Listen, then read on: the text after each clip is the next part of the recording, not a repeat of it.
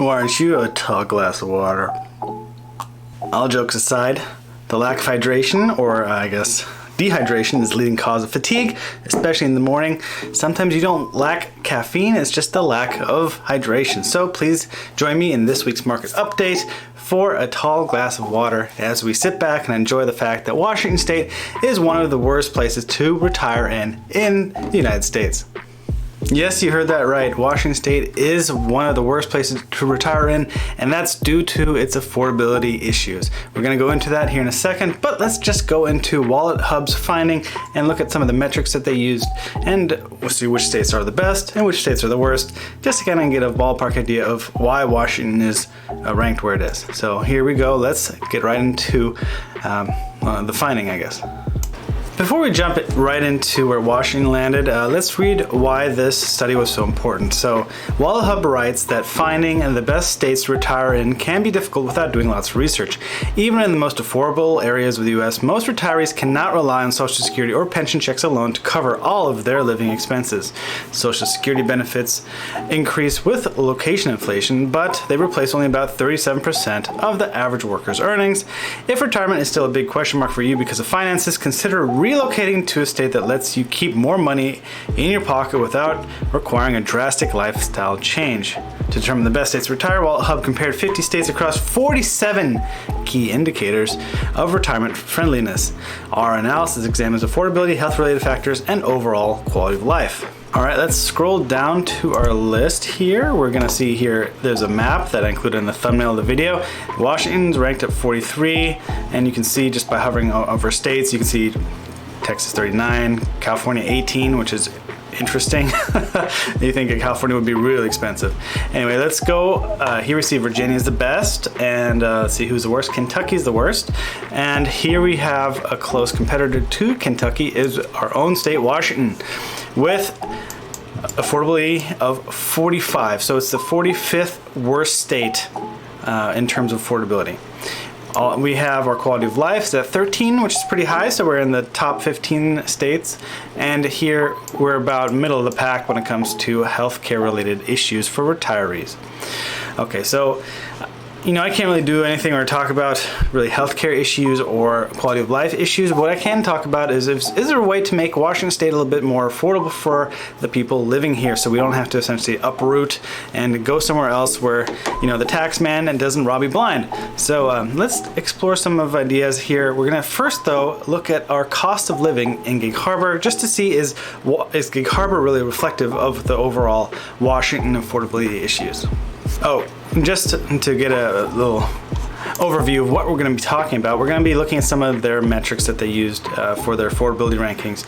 And of course, they have all the metrics here for healthcare and quality of life. So they have like museums per capita, theaters, violent crime, property crime, drinking water quality, nurses per capita, so and that's kind of the ranking. But since I can't control any of those or give any advice on those, we're going to be talking about just the affordability portion here. We're going to talk about the cost of living in Gig Harbor. We're going to talk about general tax friendliness, which is statewide. Taxpayer friendliness is also statewide. Estate or inheritance tax, that's really also statewide.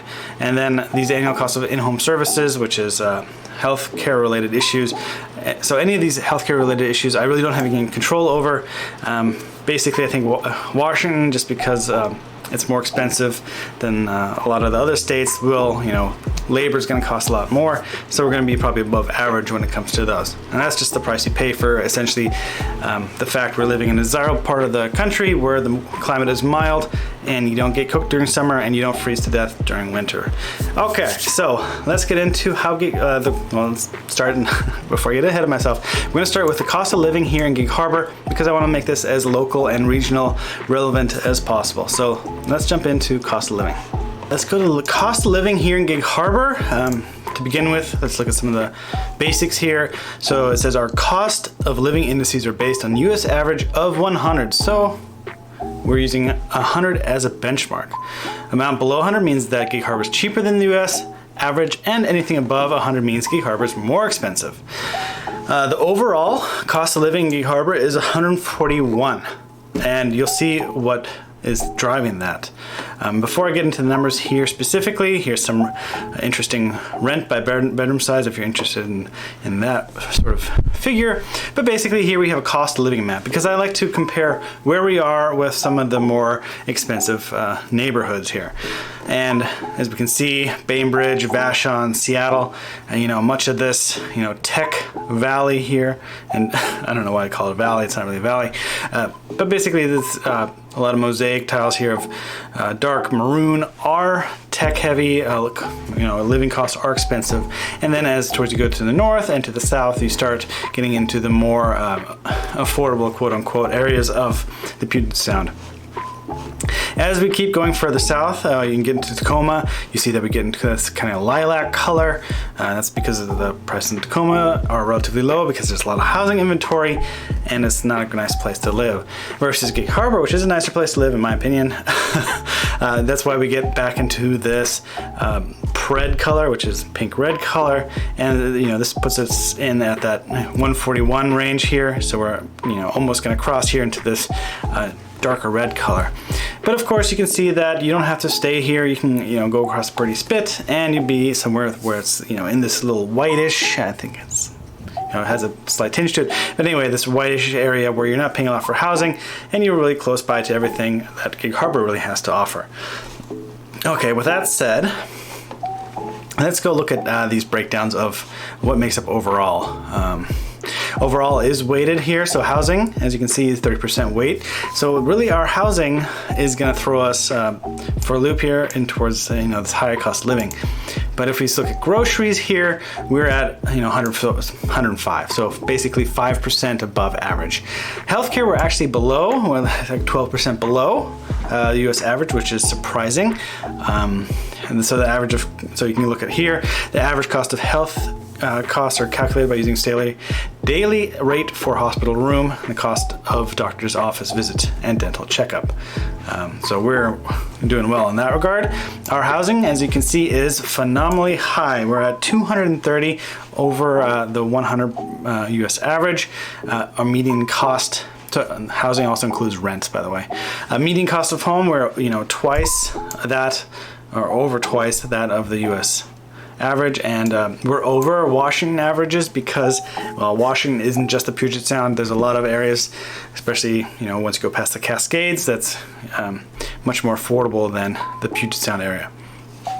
Utilities, this surprised me, we're 70%, while the US average is 100%, and Washington comes in at 75. And that's probably because we have hydroelectric. That's pretty constant. It's not really I would just say being impacted by any sort of geopolitical things. Transportation, we are car-centric. We don't, we have a few express buses. We have, one or two local buses.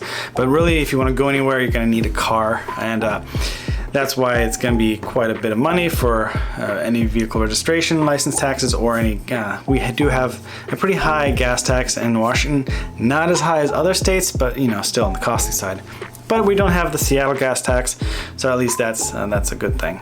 Now, if you want to save some money, you can go move to Kitsap, just north of the line there, into Olalla, and you be looking at much less for car tabs and registration.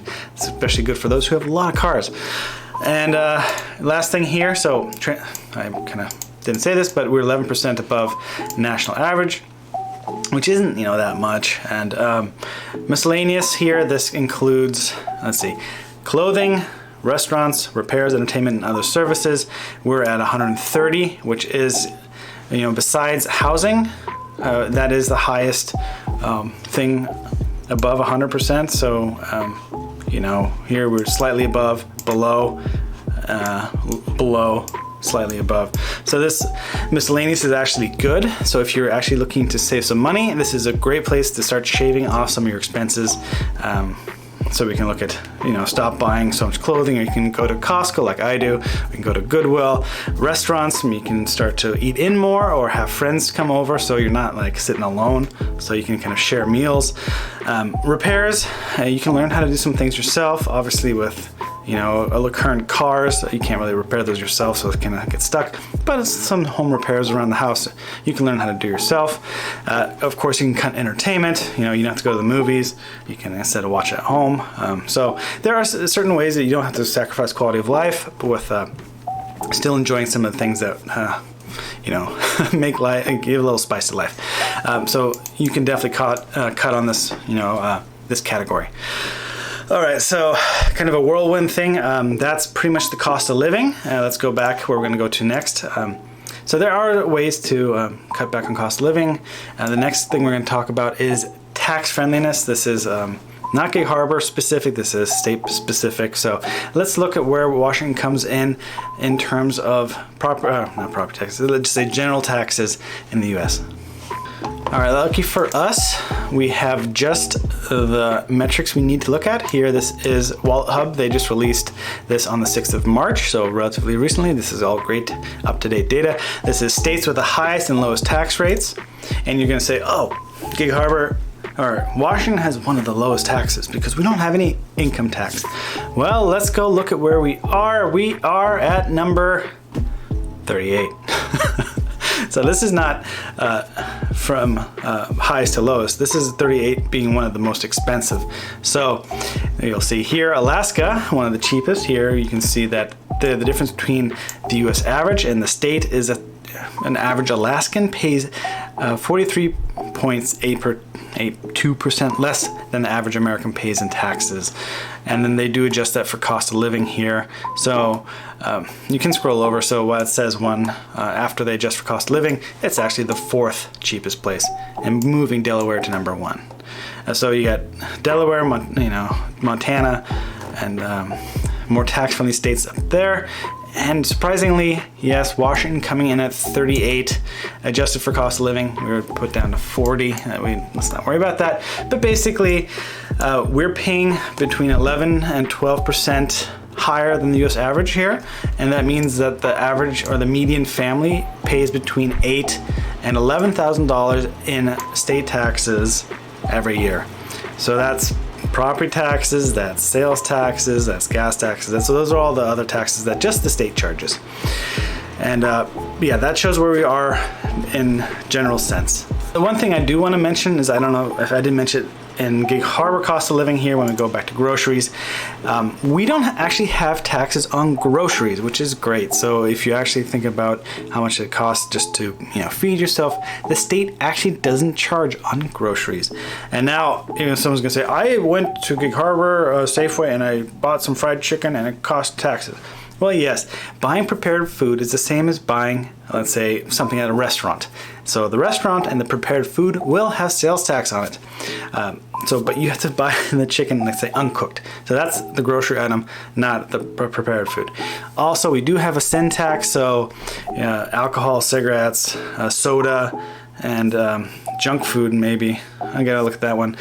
Those have taxes, but anything like vegetables, meat, dairy, whatever have you, that will not be taxed. So that's really good if you want to live a healthy lifestyle and not pay taxes on the fact you're buying groceries that are 5% more expensive than the rest of the US. Yeah, there's a little tidbit here. Now that we know where Washington stacks up in tax friendliness, we're going to look at retired taxpayer friendliness here in a second. All right, the AC turned on, but I can't help that, and I can't really put this on pause waiting for the heater or whatever, the HVAC to turn off. So I'm sorry if you hear that in the background.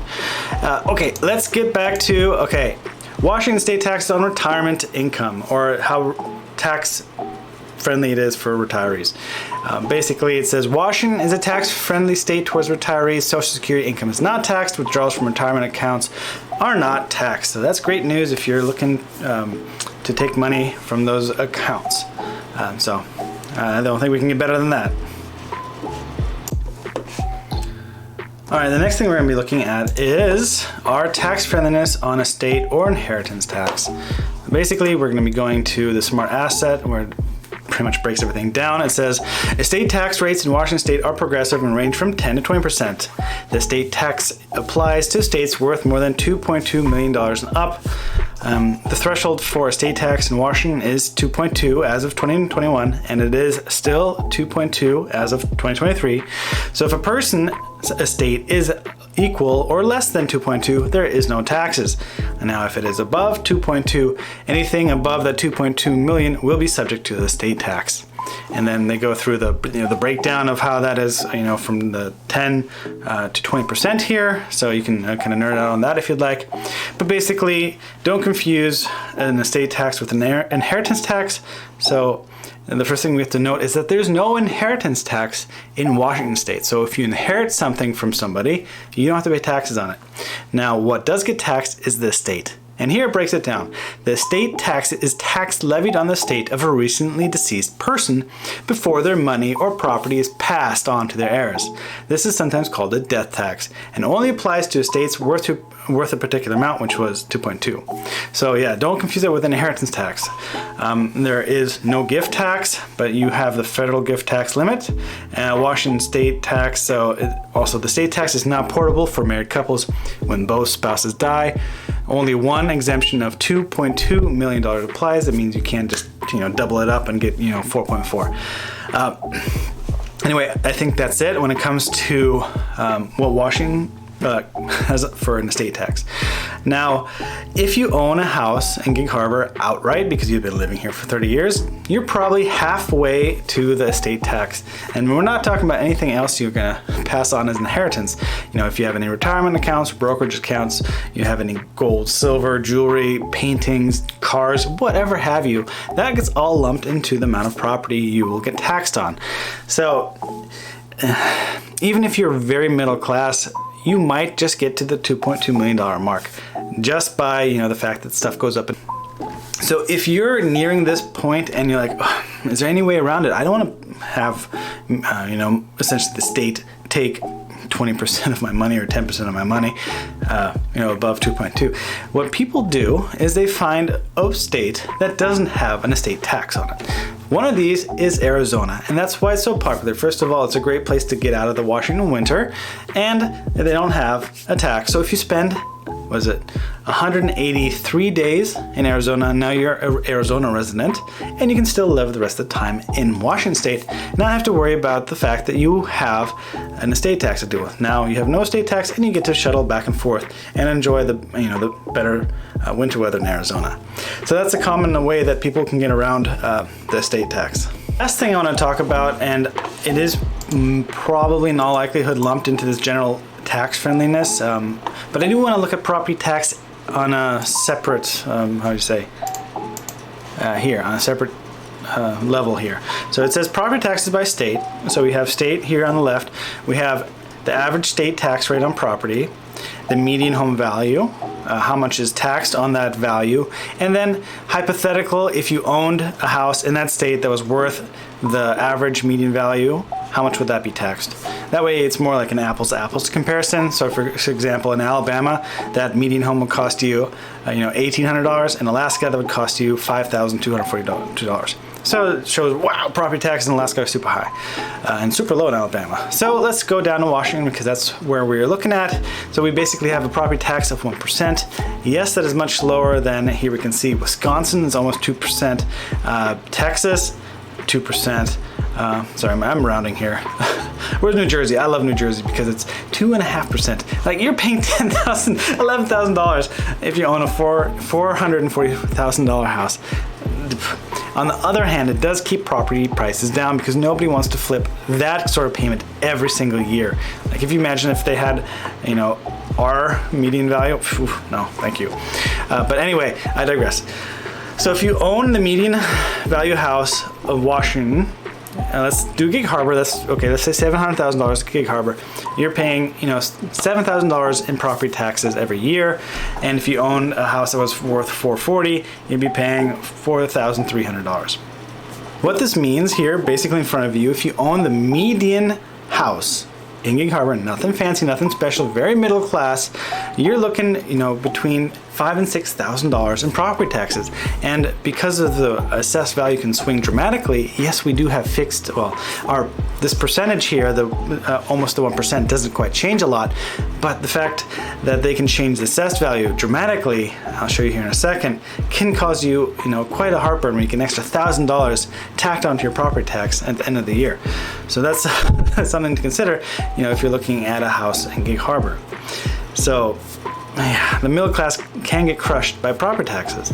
I don't feel sorry for those people who knowingly buy a $2.3 million house and then say, oh my God, I got property taxes of $23,000 or $20,000. I don't feel sorry for them. Who I do feel sorry for is when the older generation that's been here for like 30 years, gets their tax bill just cranked up every year. All of a sudden, they're being priced out of their home and they have to sell the home that they've lived in for the 30 years and, that they sell it for their retirement home.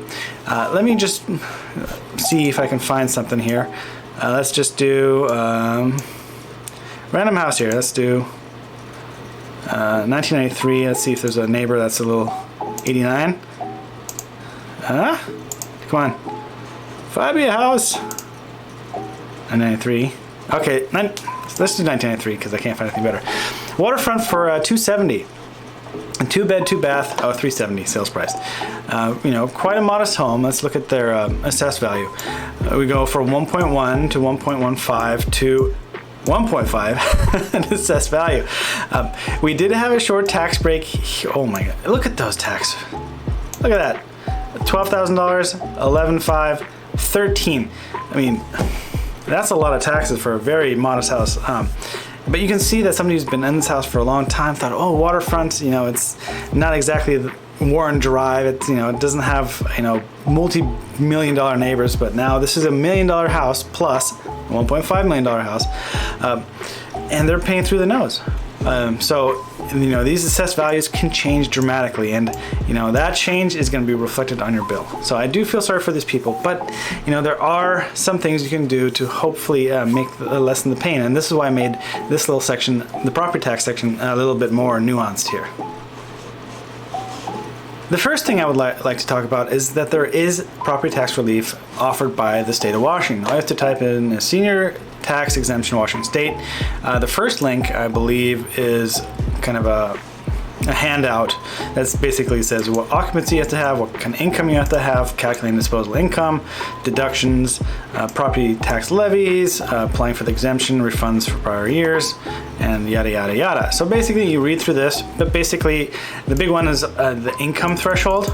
So it is based on the county's income threshold. And to find your county's income threshold, you can click on the second link, and I believe, let's see, so you have widows and widowers of veterans, we have limited income, we have disabilities, senior citizens, and nonprofits. But basically here we can look at the income thresholds. Let's look at for this year, and we can see Pierce County here. Deferral threshold is $52,741. So if you make that or less than that, you can qualify for senior tax, property tax exemption.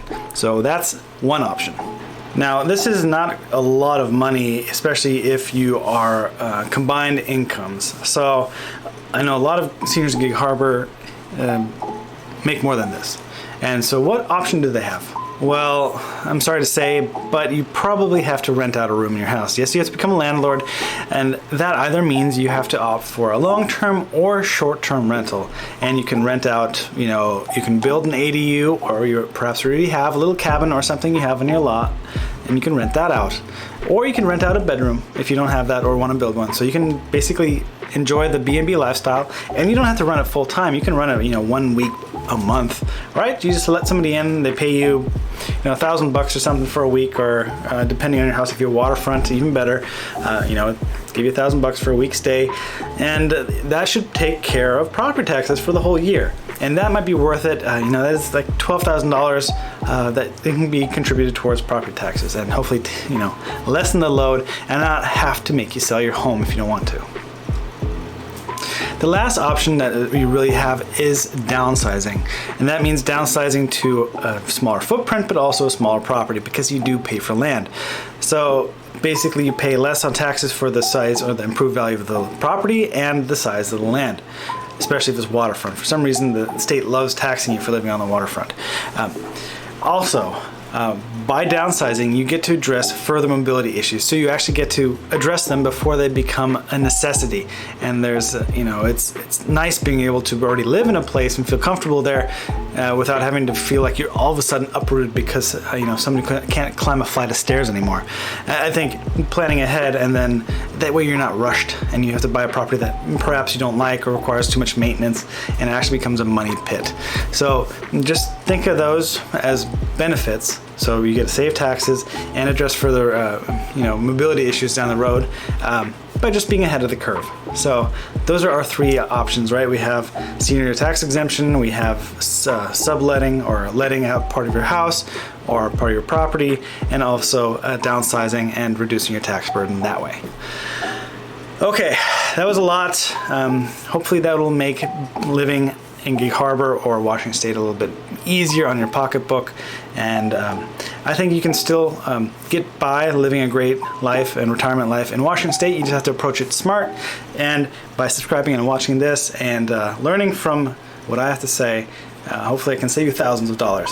Okay, the last thing I want to look at is just there were some fun little tidbits here from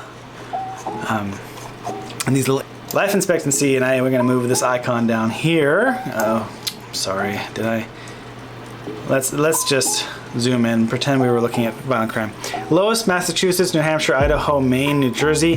Highest, South Carolina, Washington, Colorado, New Mexico, Louisiana. So basically, Louisiana has 3 times as much property crime as Massachusetts. Okay, life expectancy, let's move this icon down here. Let's pretend that's there instead of this guy stealing something. The highest life expectancy here is Hawaii, California, Minnesota, New York, Massachusetts, and tied with Massachusetts is Washington State. So that's something to end up on, is we will live long because we don't have much sunshine, so there's less skin cancer, and maybe we have good health care, even though we didn't end up number 1 on health care. But we should have, ranked high on healthcare and quality of life if we are, living very long. So, just want to end on that note. Thank you for watching. That was a long one, and yeah. If you have any questions, feel free to ask me again. I'm Christian, real estate agent. If you need my help buying and selling property, feel free to reach out to me. And the description down below has my contact information. Love to chat, and I'll produce one of these again next week. So, I'll see you then.